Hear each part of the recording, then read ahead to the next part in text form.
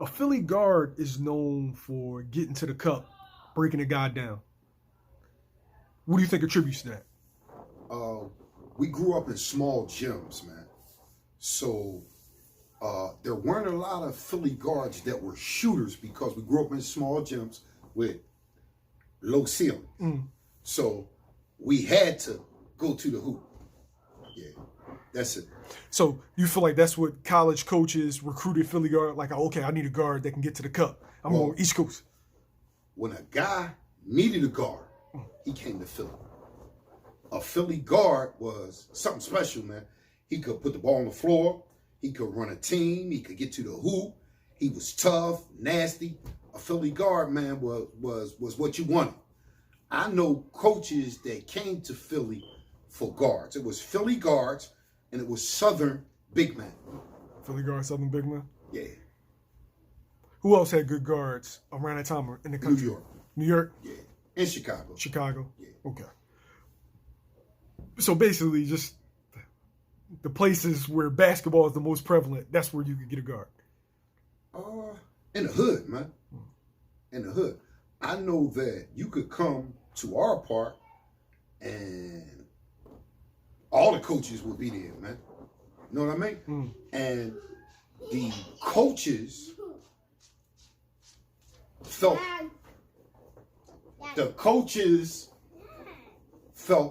comfortable there, and they got a pass, man. Did you ever help coaches recruit certain players? All the time. Yeah. I had them on speed dial. All right, so did you ever get offered an assistant coaching job at another school? Well, at that time, things were different. I didn't have a 4-year degree, so I could have had jobs, but I'd have had to have a 4-year degree. Even to coach in a public league, now you don't have to have a degree. To coach in college, now you don't have to have a degree. During that time, you did. Oh, I didn't know that, yo. Yeah. I didn't know that.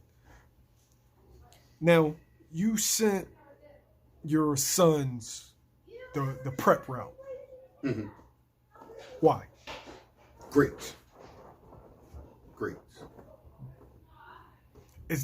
Was that the new thing during that era? Prep school? Yeah, prep school was very prevalent during that time.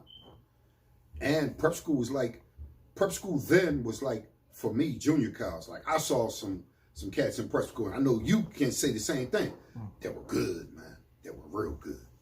Yeah, it's like, for your era, the loaded junior college teams, for my era, 17 dudes going Division I. Yeah. Any great prep school teams that you saw?